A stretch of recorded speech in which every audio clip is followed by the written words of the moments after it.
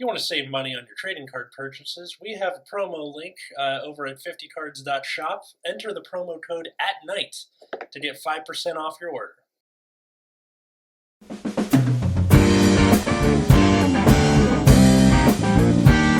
Hey everybody, welcome to Nexus at Night, your weekly Vanguard podcast, recording from the sweltering hot room where I'm supposed to sleep. I'm Atlas. I'm Matt, and my AC works. I'm Root Beer. It's just always cold here. See, my AC works, but it works over there, in that room. It doesn't make it into this room, even with the door open. Sounds like California. Yeah, it's pretty California in the summer. Anyway, so being that we just had the V Premium weekend for BRO, Root Beer played in it. Matt and I didn't. Doing the tournament report. Lame. Yeah. All right, so I went undefeated, actually. I didn't lose a single round. Right, of course. Yeah. If you choose not to play, you still have played. So that's a legitimate thing. I won every round I played. That's true. Yeah. I went XO at my girlfriend's dad's birthday. So Hell yeah. Yeah. Did you lose a single game of Vanguard over there? No, I didn't lose a single game. Crazy. Yeah. Yeah, so Root Beer, how'd you do? What happened? I went X3 again, so let me share my deck list. Mm-hmm. I'm sure it'll be a spicy deck list. Oh, yeah. Yeah, this is just the greatest deck list anyone has ever come up with. All right, so this is for people listening. What's Jewel the Knights. third card? I would just like to point out the name of my deck, but what does that say? Gaming Boys? we 2015 Gaming Boys. We 2015 Gaming Boys. I see. Nice. So what is that third card again? Sorry, I'm confused. Why is this here? There is no reason for me to be playing this card. What was it supposed to be? No, there was nothing it was supposed to be, so there's a funny story about this before we even get to the tournament, which was that my dumb, tiny pea-brain forgot to get a starter when I was building the deck. So I, ordered all of the Jewel Knight cards, I ordered my Leverots, I ordered all the triggers, and then I put together the deck list, and I was like, wait a minute, there are no triggers here. Let me see if I can find the original list that I made really quickly. Here, just open a new tab or something, or... Yeah. No, see, I'm using my second monitor for this, so... Oh, nice. I'm, smart. I mean, you have a second monitor, I don't. No, this is a deck list that I copied. Damn it, I don't know where my list is. Or my origin... No, that was the cope list I had to come up with after. Let's see, is this one it? No, this one sucks, too. Feel that. Yeah, there we go. So yeah, this was the list I was originally planning to run, and you'll notice that something was missing here. Your starter, right? Yeah. So, I put together this list, and I looked at it again, and I was like, ah, shit. So, I had to go look for a starter.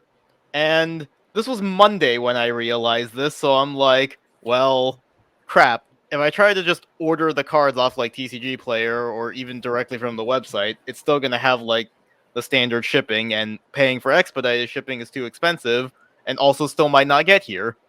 So I'm like, I need to figure out something to get a starter from. And the only thing that could reasonably arrive within 2 or 3 days was some sort of sealed product off of Amazon with 2-day shipping. So I bought the Sankguard expansion pack for the starter, and while I was there, I was like, well, I already paid for this, so I'm just going to run 2 copies of Wigston, because this one's actually not bad. You can just search your top 7 for any grade 1, so that's actually useful. And then I still had a flex spot available after my... so in my original list, I was going to just run 2 Marons as deck filler, but then, cut 1 for the starter, and then I'm like, well, I have 1 more spot here. So Sankguard. Okay. Huh. Now, I will say that going into it, I was like, Sankguard can't brick me that much, right? just don't ride it. And There's then a scientific law named after your co-host. Of course it's going to brick on you. See, that's the thing, is I never had to ride the Sank Guard, but yes, if the Okay. Sank Guard was like a third copy of Leverot, this deck list would probably be much better. I do like the 2 copies of Wigston. Like, this actually was relevant multiple times and occasionally helped me set up for Salome, so, like, I actually like this card unironically, but yeah, the 1 Sank Guard could just be a third copy of Leverot, and several games would have gone much better. For people listening to this, I think what I'm going to do is, in accompaniment to the episode tweet, I'm going to take a screenshot of the deck list and just reply with it. So if you're like, what's the rest of the list look like? Just go look on our Twitter. But make it easier. The rest of the list is pretty standard. Just 4 copies of every Jewel Knight. You have Sisylis to be the grade 3 searcher. I have the 1 shiny from the Sank Guard set. Good and stuff. Then just 8 crit 4 draw, which in hindsight maybe could have gone to 6 draws, but like with the V collection coming up soon, I think this deck list is going to change anyway, so I think 8 crit is correct for Ashley Reverse. And then, so my first game was against Amon. It was the same Amon player I played in Premium, and that game was just cursed. So last time or this time? Both times. So he was having problems setting up his camera because he's like in the East Coast and in Canada, so they had to like change the area code of the Discord room to be like closer to him so that he could even connect his camera. Oh my and god. Then stellar internet. Yep. And then the exact same thing happened to me as the first time I played him in Premium, which is that I didn't find a grade 2. Except this isn't like Premium where I can stall for a turn and still get to like stride and stuff. Stalling for a turn in V is just dead, so I have to G assist. And also I opened the Sank Guard, so if the game was exactly the same but the Sank Guard was like a grade 2, I would have been fine. So that is instance number 1 of Sank Guard just bricking me. I had like 3 grade 3s in my hand. Count the it. The one of won't break you. Never. So yeah, that's instance number 1 of Sank Guard being objectively incorrect. So I lost that game. Unfortunately. But that was because Discord at the same time also kept crashing while I was trying to play. I was going to lose either way because we just kind of finished out the game for fun, but yeah, Discord crashed on me, so I got DQ'd that round. That sucks. Yeah, so that game was just absolutely cursed. Round 2, I played against Ancient Dragons, and so same problem, too many grade 3s in hand. So I just like could not survive the turn they pulled the front trigger. Important question. Was Sank Guard one of them? Yes, I called the Sank Guard that game. Okay. There it is. Like, that was another instance of like, if I had Leverot instead, I could just call a grade 2 and like make a turn. But instead I have Sank Guard. So Incredibly based. Yeah. Like, Sank Guard was just in the deck as like funny haha meme, just so I could name it this because Jewel Knight Sank Guard was a thing in 2015. But like, yes. So this was a conscious mistake that I made, not just like, oh, I thought this was actually a good idea. So I just want to make that clear. But yeah, so I just lost to Ancient Dragons because I couldn't guard the front trigger turn. And then round 3, I was paired up against Revengers, but my opponent dropped before I could actually play against them. So that was just free round, which I think also happened in Premium, but that was like later when I got the bye. Okay. See, round 4, I played against Astral Poets, which was a deck I wasn't expecting very much, but actually showed up a lot in the tournaments. Mm-hmm. I guess that makes sense. They have a lot of ways to get that astral plane off pretty easily now, don't they? Yeah, and also just like restanding a 70k with a crit. That is pretty funny. Drive checks or no. It's freaking huge. But he also milled the Valkyrion and got 5 drive checks. So that game, my opponent bricked and had to G-assist for grade 1. Still almost killed me because like Valkyrion 5 drive checks with Force 2 underneath it that restands. But I had 2 PGs in my hand, so I was fine with that. That is interesting that he did Force 2. Because usually, like, even though it's only 3 as opposed to 5 now, you still want to stack the force markers just because plus 30k to your Vanguard, and then when you re-ride and you start putting them on rear guard circles, you still want that extra 10k. So I think he did misplay a bit with just the way he was distributing his crits. He put most of his crits on Valkyrion for the restand, which I think was incorrect because I just PG'd it a second time and he lost the turn after that. Yeah. Because Valkyrion's drive checks don't go to your hand. Valkyrion is PG bait, no matter what it is. It's giant, it's coming for your face, PG it. But I do think Force 2, considering the Valkyrion restand, is probably correct. Because your Vanguard will still also have the crit on its own because you need to stack the 3. And then if you're getting upwards of 5 drive checks, depending on what you mill with Valk, then you're probably in a good position in terms of pressure. I'd have to ask Chris to re-put that back together and try using Force 2, because I haven't actually played against somebody who's done that. Yeah. If I didn't have the second PG, I would have just lost straight up. Okay, so that's something. Yeah, because it's a 70k 4 crit Valkyrion. What am I supposed to do against that without a PG? Yeah, this is V. You can't cheese PGs in a drop zone if you're then or whatever. Round 5, I played against another Amon. They bricked and did not get the Amon. They soul charged the Amon, and then their hand was terrible, so they had to ride Sharhat with 6 soul. Running Sharhat first, big meme. Yeah, so my opponent was doing absolutely nothing that entire game, and I had my full combo, so I just killed him. And then round 6 was against Anjay, and that deck is stupid. Fair enough. They just draw a bunch of cards and have a restanding rear guard that can keep recycling its restand condition. True. So, that was a thing. And then I dropped after that because I lost. Fair enough. I mean, for the people watching this on YouTube or who are looking at this deck afterwards, I think the core of the deck is fine. Just replace the Sank Guard with literally anything else. What's that red-haired grade 2, second from the right, top row? Leave a row. So yeah, this you could have been a second one of those. Or third one. Yeah, just put a third one. He just gets you a grade 2, and you don't care about counterblasts in this deck. I'm just looking at the 2 of grade 2, and I'm And you had 4 in your first list. Yes, I did. And most lists I saw run at least 3. So it's this the Sank Guard, if it was just a third copy of Leverot, would have been much better in most games that I played. See, one card can make the difference. Yeah, it can.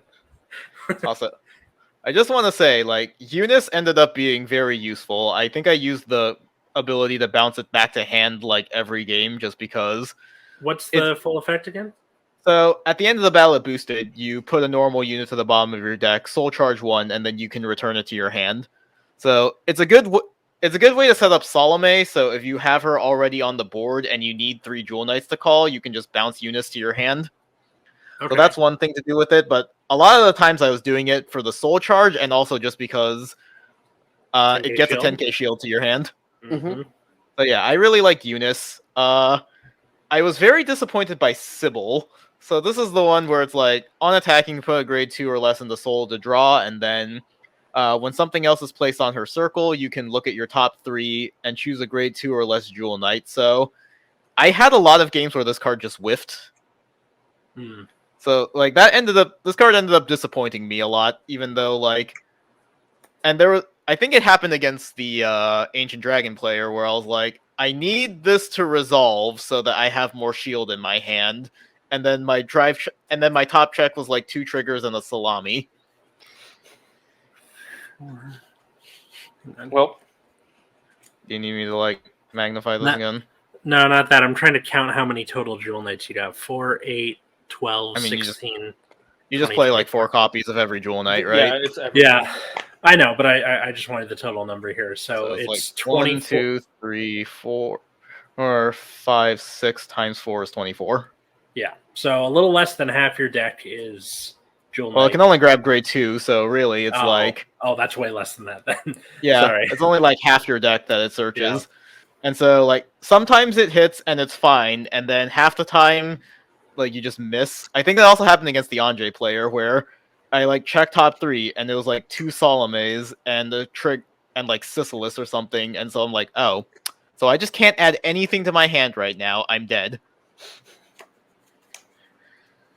And that's the list. So I think, aside from, like, the obvious problem of Sankard being a brick, Jewel Knights right now just has the problem where you want to see your cards in a certain order, where your grade 1 rides are pretty set, like, all of them plus you, but then getting to grade 2, it's like, Leverot can help you set up a board, and obviously, if I just had 3 of them, I would see it more consistently, but going into, like, Ashley or Salome on your grade 3 turn, you kind of want to either already have, like, Sybil or Lael onto the field already, so that when you ride over it, you can get the ride over effects. But there's not really a way to, like, set up the board the way you want it to, right? Mm. Like, you really do just have to, right now, you have to draw the Leverot, otherwise, like, you can't really guarantee anything useful on your board. And then that, like, opens you up to your opponent, like, attacking your rear guards and disrupting your plays early. So, I think when we were doing our V collection review, we kind of wrote off Ashley Reverse a little bit, but I think it actually does a lot for the deck, just being able to search top 4 and call something off of the lock ability. Mm-hmm. Also, retiring an opponent's card is just a nice bonus, helps punish early aggression. Mm-hmm. So yeah, I think once the V collection drops, probably dropping Salami for Ashley Reverse instead. I don't know, Sybil, like, I feel like you still run it because it says, like, draw a card on it, but... And has the name? Like, yeah, it has the name, yeah. but also, like, we're getting Miranda, which can, like, gain power to match Ashley Reverse, which was another problem, is, like, your early attacks are kind of small, and because this deck doesn't spam force markers, like, your attacks are kind of weak, even though you get a lot of them. So, like, I feel like the upcoming V's collection does fix those things. I'm just trying to figure out, like, how the deck list changes, because I'm not sure I necessarily want to get rid of Leverot just for that early advantage. Attacks while not boosted if you have a Jewel Knight, Counterblast, increase or decrease. Yeah, match, so Ashley gets 10k for every locked card you have, so... I see. Yeah. So and then you need to lock 2 minimum to get her call skill, so it's going to be at least 33, and then you can boost up Miranda to also be 33. Which is, like, in V, a really good number, because most people are just running heal guards now, and those are only 15k. That's true. And you get if you call over her, you get a soul charge and a counter charge if you're empty. Mm-hmm. So that's nice. The deck still doesn't counterblast very much. I don't think that's relevant, but... Oh, okay. Well, soul charge, probably more relevant in Premium, where the deck does counterblast more, but for V, I think the only thing you really counterblast for are, like, Leverot, Wigston in my case, and, like, Salami, which is, over the course of the game, not actually enough for you to be at risk of running out of counterblast. Mm-hmm. So yeah, that's the list. Okay. So I think Jewel Knights are, like, almost there. They're just missing that little bit of extra oomph that I think Ashley Reverse actually does add. Okay, so for V people picking up the deck, that's where you go, I guess. Yeah.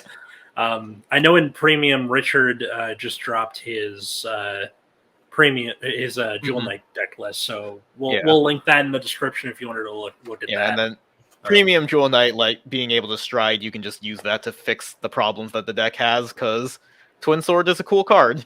Mm-hmm. Plus, you have Sword Me to kind of heal the breach on, like, Jewel Knight name. So you have a ton of Jewel Knight names in Premium. Yeah. Yep.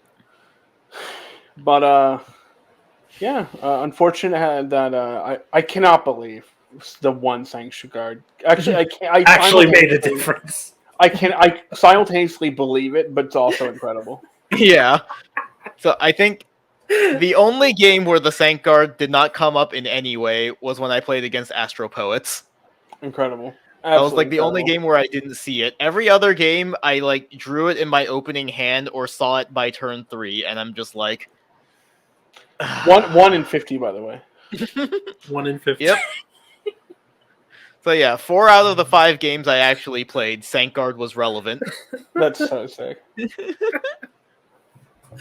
My God, it's gonna break me. It's so it's poetic. It's so fucking funny. I'm sorry. Okay. Don't put Sankguard in. Don't put so you would say Sankguard- don't put Sankguard in Jewel Knights. Got it. Yes. Yes. I mean, unless you Especially were not trying over to, that grade 2. Yeah.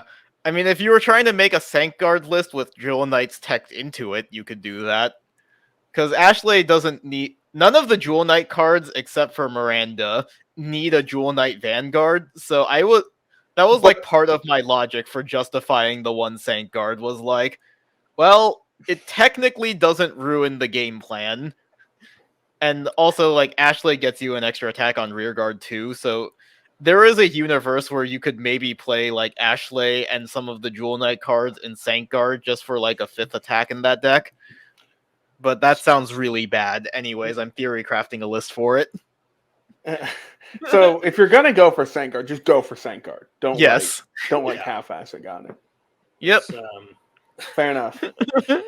I learned nothing new from this. The funniest part to me was he goes, "Well, it didn't ruin it, so I'm going to put it in." Like that's the logic. And you should, I mean, yeah. What other logic do you need? It doesn't not hurt. You're like, what? Yeah, and I was like trying to think does? of all of the edge cases where Sankguard might be relevant, and the exact case, the exact use case is that you are already on Salome. You have 3 grade 1s to rest for Sankguard's ability, but you don't have 3 Jewel Knights in hand to call for Salome's restand. And in that nope, it will never. I'm pretty sure that exact scenario will almost never come up, but in that exact instance, then Sankguard is a restander, riding on Salome gives him 10k in a drive, and he has original crit 2 from his own skill, and that is like the exact instance where Sankguard is good in this particular list. So funny.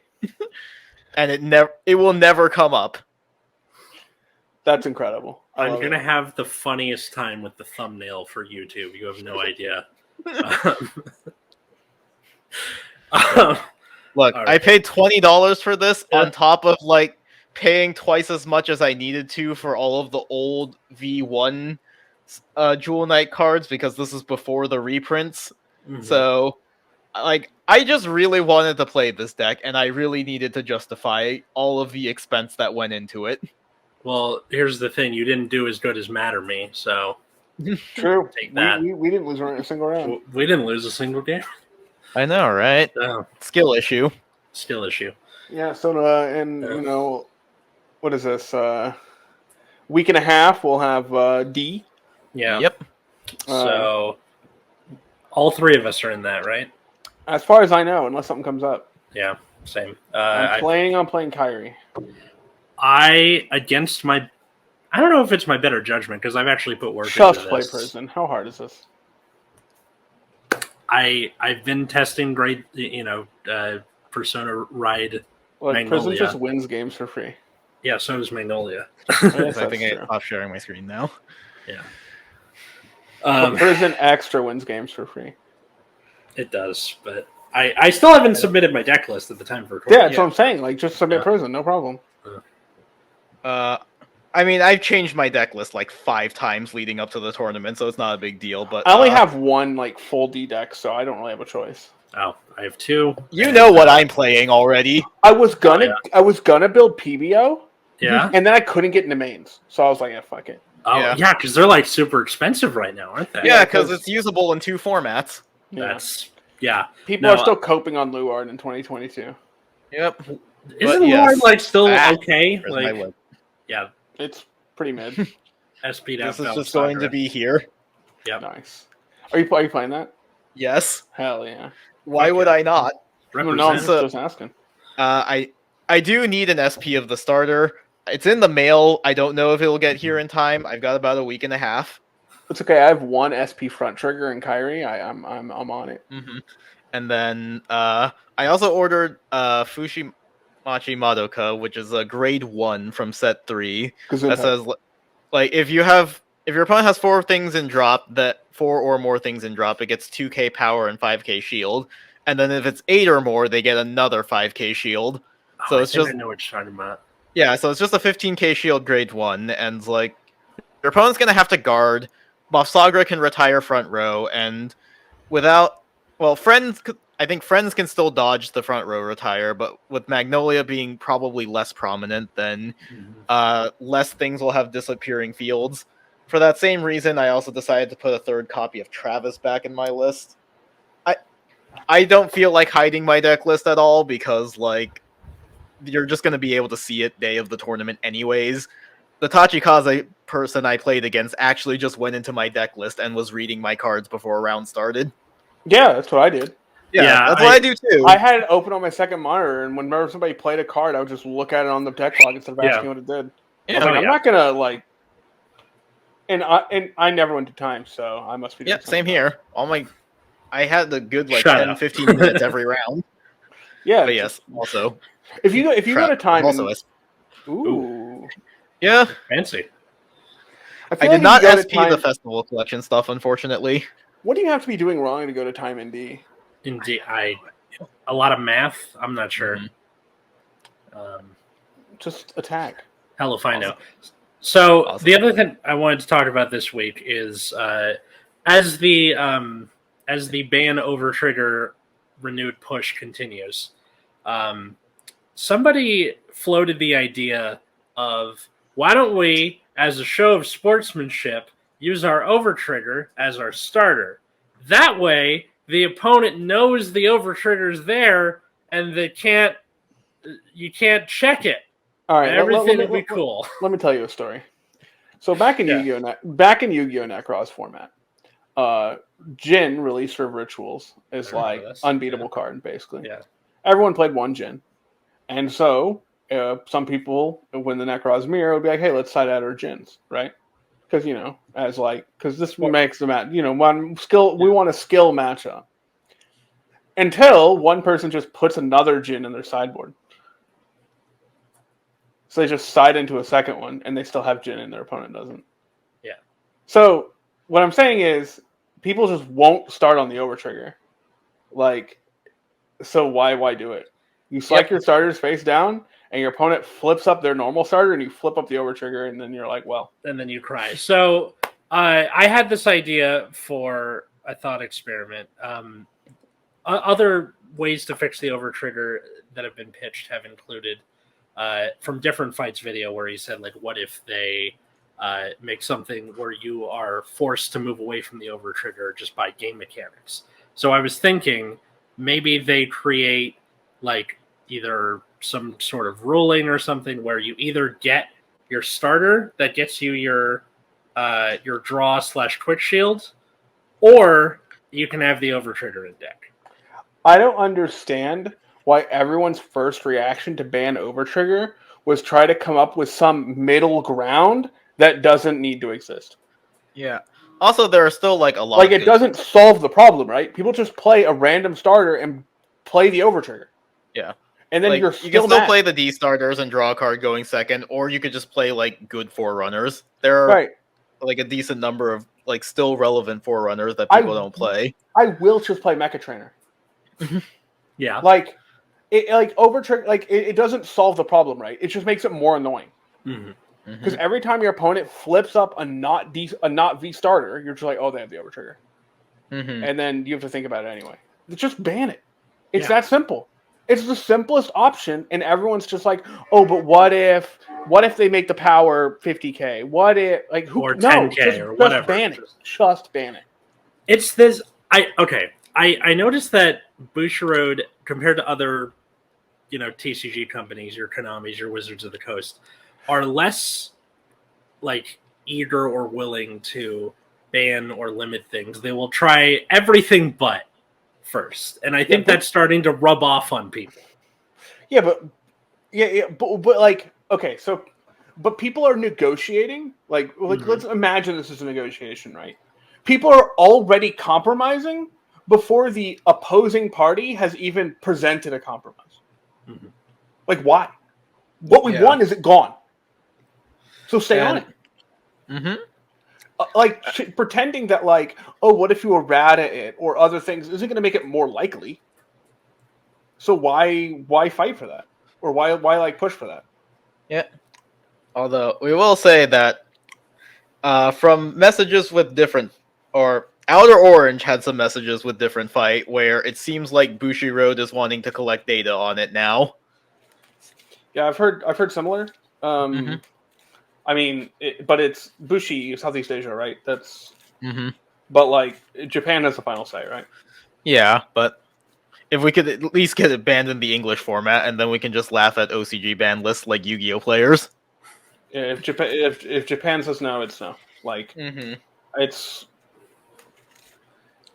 I don't know. I don't know of a good option, but like I don't agree with the kind of like hedging already. Just like before anything's even happened.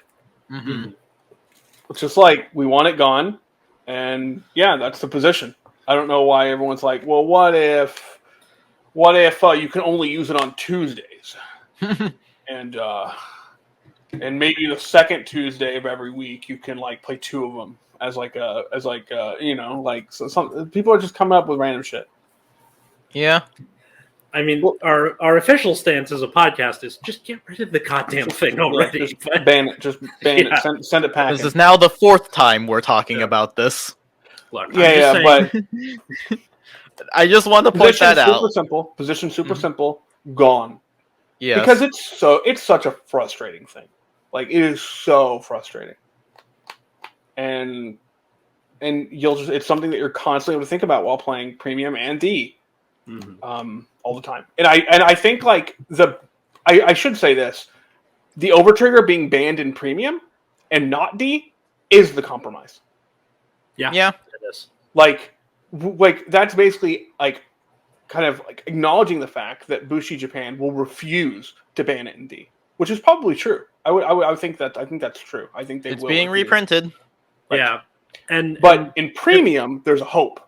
Yeah. Different Fight said in his video that like it would be very hard for them to do that after the last time they banned something before it was released, where card shops like almost quit carrying Vanguard overall. Like it hurts their bottom line to do that in D, and that's understandable.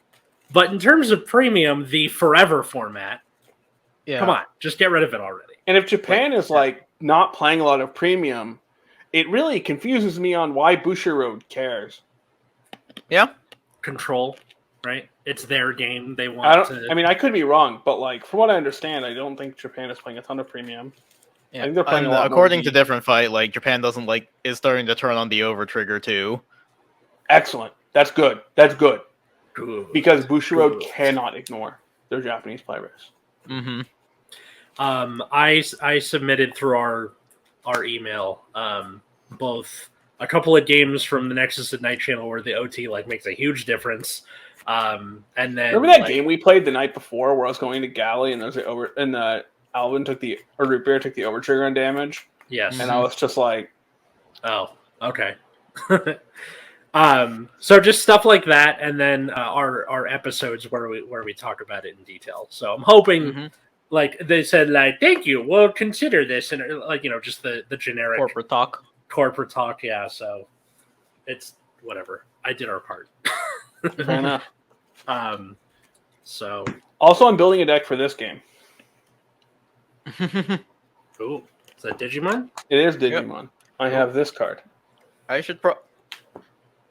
I will eventually get into Digimon. Also, like, new Digimon game finally came out, and everyone's been talking about that. Oh yeah, I've been watching a playthrough of it because I refuse to play it myself. I'll play it myself when it goes on sale. A friend of mine has been playing it, and so I've just been watching her stream, which has been a good experience because like it's a strategy RPG. I'm not it's a visual novel plus strategy RPG. I'm not a huge fan of strategy RPGs in general. I think they're kind of tedious, so I don't really want to play it. But I will watch somebody play it. I like SRPGs well enough, so I'll play it, and eventually, like, I bought Final Fantasy VII Remake again on Steam so that I could play Intergrade. That game is so good. Yeah, but I have to it on play PS5 now, so Yeah, I have to play through the original again so that I can get to the intergrade stuff, unless I don't. At least that game is sick. Mm-hmm. I controlled Tifa through most of that game because she's so cool. She's so fun to play in that game. Atlas, you should play this game. Although I'm not sure how you're going to play it because you have neither a computer that can run it nor a PlayStation. Nope. I got a Switch and a very old MacBook. So. Yeah, unfortunate. Yeah, sorry guys. Well, hope you enjoyed the episode. If you want to support the show, patreon.com/Nexus at Night. Follow us at Nexus at Night on Twitter and Instagram. We also got merch and playmats. That's in the description/show notes. Where can they find all of us? You can find me on Twitter at Wiggums, 2Gs, 2Zs. Let us know what decks you're hoping to see in the top 8 of D format. That's kind of the big thing on everyone's mind is the next event in a couple weeks. Yeah. Mm-hmm. Yeah, you can find me at Plasma Eclipse. Also, really quickly, the top deck for V was Bermuda Triangle. Fuck Bermuda Triangle right now, seriously. Please ban Coutier. And then the rest of that was just like things you would expect, like gold. Gurgit look nuts. Yeah, Gurgit, Night Rose still exists. There was the one Overlord player who just materialized in EU because that's just going to happen. I mean, sometimes you just flip crits and they die. And then dragons. The Sharhot decks look pretty high roll, but kind of funny when they go off. Yeah, it's very good when it goes off because Amon says rip 2 cards out of your opponent's hand, but if you don't get it in that exact order, then you just kind of lose. Mm. And then Thavas was something that I wasn't thinking about very much, but in hindsight, like, it's a very good deck. Deck is incredibly powerful, but locked behind Pursuit Assault. Yeah, which will become more available in the coming weeks. Yep. Find me at Atlas Novak on Twitter and Instagram, or follow my other show at Generation Dan or Generation_Dan on Instagram. Thanks to Darren, Cole, Josh, and Jeremy for being $10 patrons. And we'll see you next week. Until then, I was Atlas. I'm still Matt. I'm Root Beer. And have a good night, everybody.